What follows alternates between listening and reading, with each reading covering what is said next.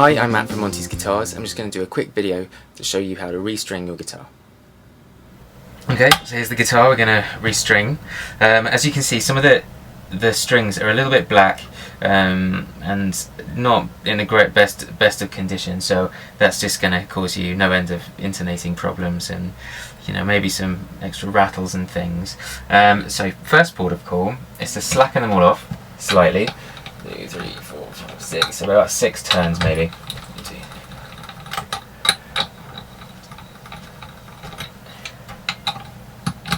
2, 3.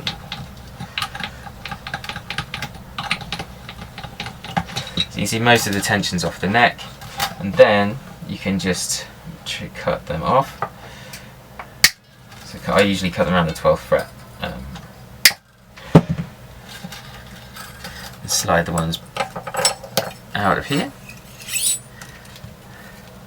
What's a good habit to get into is just wrapping them round like that, sort of in on themselves, so they're all knotted together, so then you get a nice sort of neat bundle and doesn't end up poking through and out the bin. And take all of the ones off here.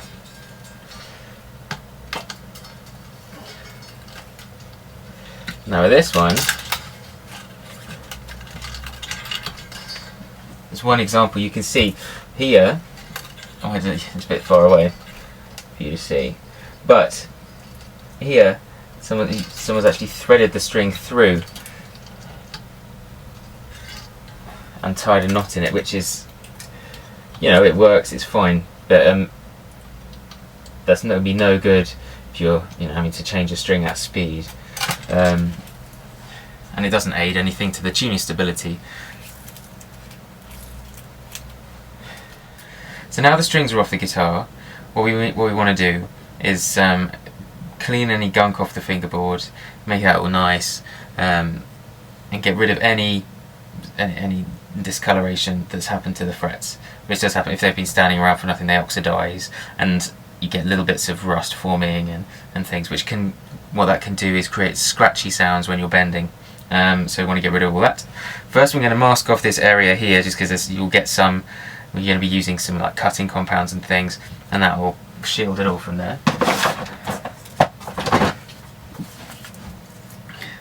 This is a low tack tape, but you can use masking tape. It's just as good.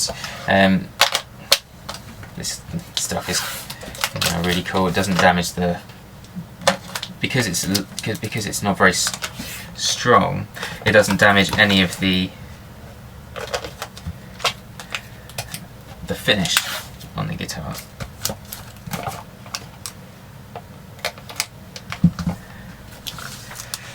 So the first thing we're going to use is T-cut, which is a regular thing that they use to buff up, car paint and stuff. And what it's got tiny bit particles in it, which get rid of all the nastiness and just leave the frets looking nice and shiny. So if you get some on your kitchen roll, put a bit on. Always put your top back on. If you don't, it always falls over. So that, just dab it. Well, you don't need a huge amount. So that's cool. All the frets have got a little bit on, and then it's literally just go down.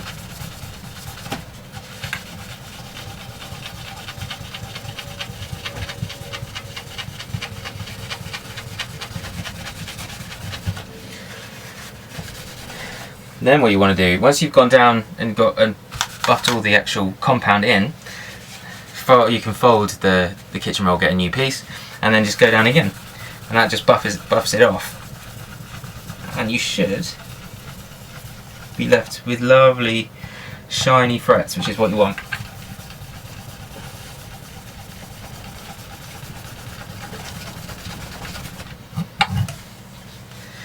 Yeah, that's the first bit.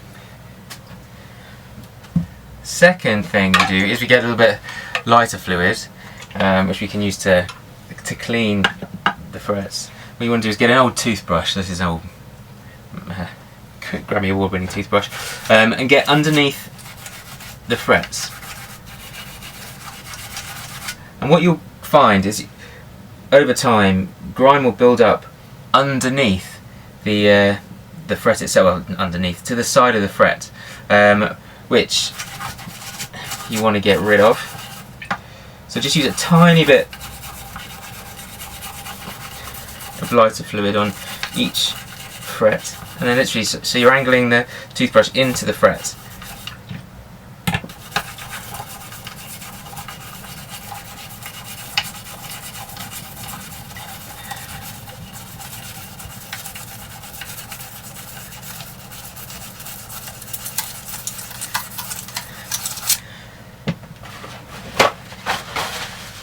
Then just want to get rid of any excess stuff.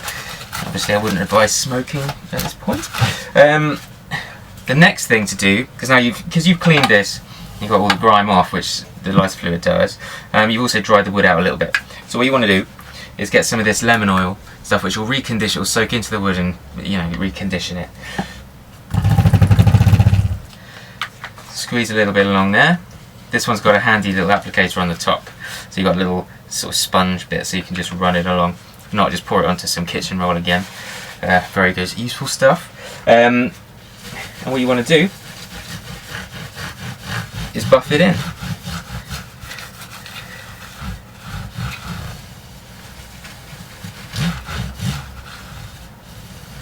Cool. Then leave that for, you know, a couple of minutes or so, let that soak in, and then we'll just buff it off. In the meantime, whilst that's soaking in, I'm just going to take all this tape off, clean the guitar up, get it all ready for the new strings. Right, so the neck is all conditioned, the frets have been buffed and cleaned, so it's perfect for the strings to be put on now, which is what we're going to do. So I've got my strings out of the packet here. What you want to do is make sure that when you pull it out of the packet, they usually come wrapped up, so they're kind of all twisted up like, you know, like that.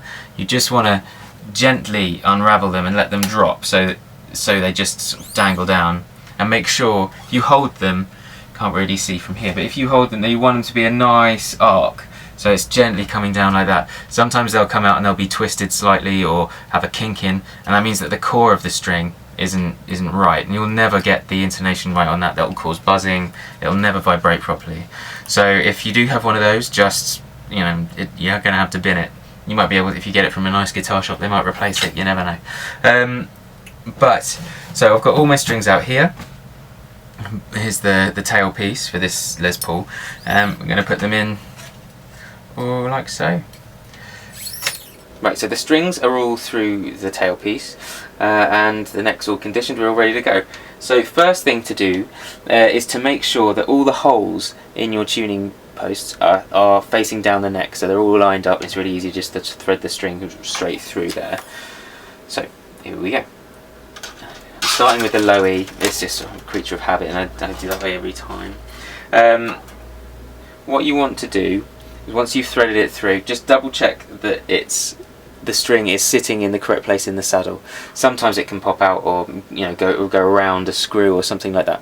And what that can do if you don't notice and you're tightening it up, is you'll end up kinking the string slightly, which is, you know, it's just going to cause you problems. You're not going to intonate it. It's going to buzz and things like that. Ideally, what we're aiming for is about 2 to 3 wraps around the low strings and 3 to 4 wraps around the treble strings. So an easy way of doing that is, if you measure on these 3 aside Gibson style headstocks, so you want roughly about a machine head and a half away from the post that you're stringing around. So pull that through,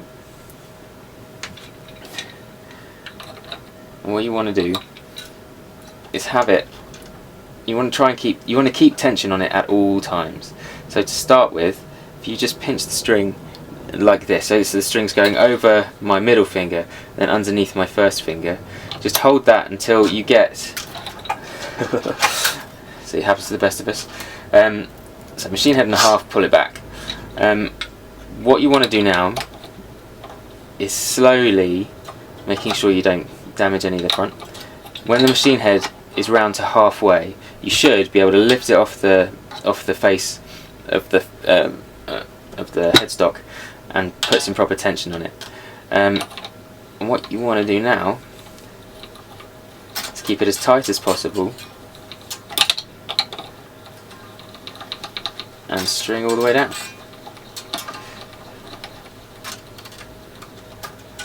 There you go, 3 wraps, keeping it tight.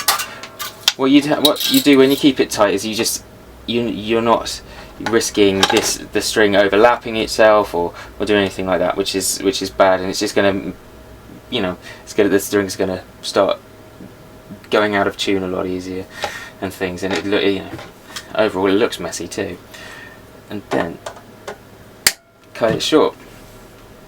It's worth investing in a nice pair of cutters, because you'll end up just cutting your fingers, and I'm sure you've all done it. You end up stabbing yourself with a piece of string just because it's sticking out the headstock.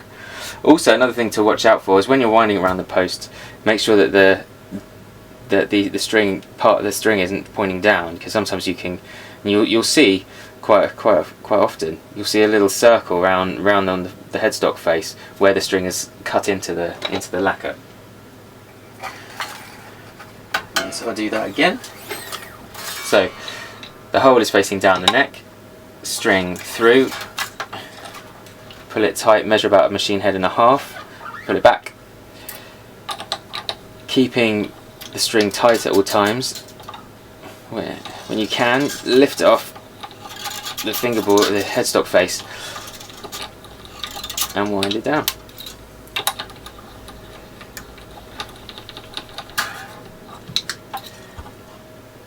There you go. So I'll just do all the rest of them, and then we'll look at stretching them in. So the guitar is all strung up, it's nice and neat this end. All we've got to do now is tune it up and we're ready to go. I tuned it up literally a couple of seconds ago, but as you can hear, it's not exactly pretty. What's happened is the strings are stretching in and bedding in. So there's some slack that they need to take up around the machine head post, even though we kept the tension on nice, kept a lot of tension on there whilst we were winding the string on. There's still a bit more. We're never going to be able to put that same amount of pressure on without damaging the string. And there's a little bit around the bridge, and the whole guitar is just easing in. So we can help it along a little bit, because otherwise if you just leave it and just tune it up and tune it up and tune it up and tune it up, it'll keep slipping, and it'll slip for a long time. So here we go. Right, that at the moment it's gone down a half step. So I tuned it up, it was E, and now it's in D sharp. So if you gently pull on the string, so I've got my fingers just underneath, I'm pulling on it a little bit, pulling it up. I don't know, let's be accurate here.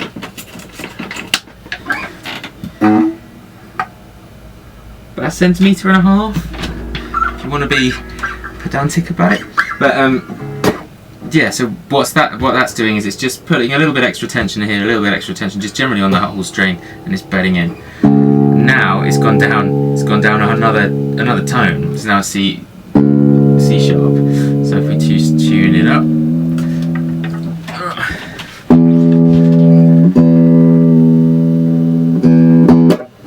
so it's back to E. Stretch it again. It's gone down to E flat. Back to E. It's still in it. The tune is registering E. So it's slipping a little less. And that just a tiny bit. Boom.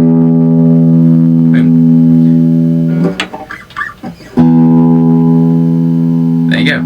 And that's what you do. I'm just going to do that over the rest of the strings, and then that's pretty much it. So the guitar is all done. We have conditioned the fingerboard, that's all nice. We've restrung it, and it's all nice and neat down this end. We've got 3 wraps on the bass side and 4 wraps on the treble. Each one is nice and neat and going one underneath each other. There's no crossing over, so that would cause you stretching in problems, tuning problems. It leaves room underneath the string for the string to sort of move around in. It's very subtle, but it will be some issues there. And that's pretty much it. obviously this is a Gibson 3-a-side style guitar. The same things work with a Fender style 6-in-line and like body stringing from through the body style guitars. The only main difference is that you instead of measuring a machine head and a half, measure 2.5, and that should give you enough wraps. I mean, you need to play around with it. Some of them are a little bit different, find out what works exactly for your guitar. But you know, as I said, you want 2 to 3 on the bass side and 3 to 4 on the treble, and that should be about it. The only other thing to mention quickly are the locking machine heads. They're the ones which have a post in the middle of the machine head which sort of comes up and pinches the string, so you don't need as many wraps or anything. The tendency is to pull the string as hard as you can, lock it off, and there you're done. The problem with that is that if the string's already tight, you don't get a huge amount of scope for tuning. So what I would aim to do is you want the machine head to be roughly, so the post is roughly sort of 90 degrees to the string, so you've still got a little bit of scope to go up and down. So when you pull the string through, pull it tight and just pull it back a little bit, you know, only a tiny amount, then lock it off, and that will give you enough scope for tuning and everything. And there you go. That's pretty much it. I hope that's helped. I'm Matt from Monty's Guitars. Later.